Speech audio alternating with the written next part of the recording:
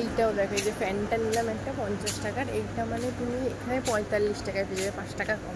উল্টো পাল্টা নেওয়ার পর এবার টার্গেট পড়েছে এই যাবে। কে এগুলো খেয়ে নিয়ে থাকে জানো? এগুলো আমার হচ্ছে দেওর নিয়ে থাকে।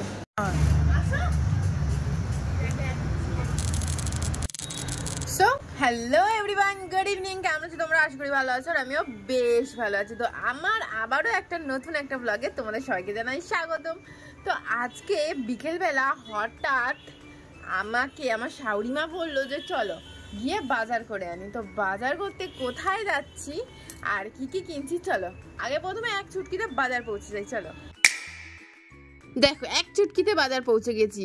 আর এটা কি বাজার তোমরা তো বুঝেই গেছো যারা যারা আমার ব্লগ ফলো করো। তো আমি এসে গেছি মেট্রো ক্যাশ অ্যান্ড ক্যারিতে। তো এসেই আমার বর প্রথমে কুলার দেখতে লাগলো, কিন্তু কেন চলো ওকেই জিজ্ঞেস করি। কি তো কারণটা তো জানা গেল না। ও খালি বললো ঘরের জন্য একটা কুলার নেবো। আলি কি দরকার, মানুষ কি দরকারে কুলারটা নেয়? কোনো দরকার নেই, সেই বলে চলে গেলাম বাজার করতে। তো দেখো এখানে বাজারে এখানে ফিনাইল থেকে শুরু করে সব কিছু নেওয়া হয়ে গেছিলো, কিন্তু ওই ট্রলিটা একটু ভাঙা মতো থাকাতে আবার আমার দেওর এই ট্রলি থেকে ওই ট্রলিতে সব কিছু পাস করে নিল। সবে এইটুকুনি হয়েছে, আর আমাদের বাজার জানো এইটুকুনি তো কোনোদিনই শেষ হতে পারে না। তো আরও কি কি নিলাম চলো তোমাদেরকে দেখাচ্ছি। এই ট্রলি তো ভর্তি করেই যাবো।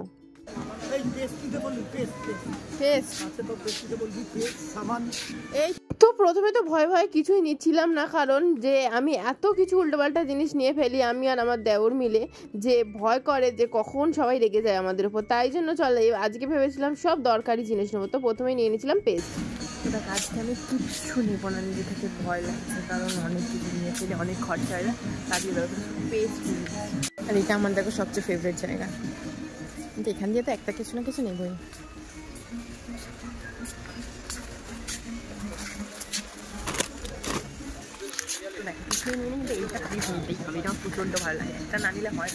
চিপসটা নিয়ে নিতে চলে গেলাম বিস্কিট, আর এই বিস্কিটের মধ্যে একটা আমার পছন্দের, আমার একটা শাশুড়ির পছন্দের। চা নেবো, সব দরকারি জিনিস করে। আজকে কিচ্ছু উল্টো পাল্টা জিনিস নেওয়া হবে না। এইটাও দেখো, এই যে ফ্যানটা নিলাম একটা 50 টাকার, এইটা মানে তুমি এখানে 45 টাকায় পেয়ে যাবে, 5 টাকা কম। আর বাড়ি থেকে নিলে তো জানো 50 টাকা। বাবুকে বল না, আমার বাবুর কাছে টাকা আছে, খাবার নিয়ে নিতে পারো। আবার উল্টো পাল্টা জিনিস নিয়ে শুরু হয়ে গেছে, এই যে ফালুদা। কে এগুলো খেয়ে নিয়ে থাকে জানো? এগুলো আমার হচ্ছে দেওর নিয়ে থাকে, মানে হচ্ছে আমার বরের ভাই। সব উল্টো পাল্টা জিনিস নিয়ে, এইসব উল্টো পাল্টা নেওয়ার পর এবার টার্গেট পড়েছে এই যাবে। এখন এইটাই টার্গেট আছে, দেখা যাক কি হয়। কি মাংসটা?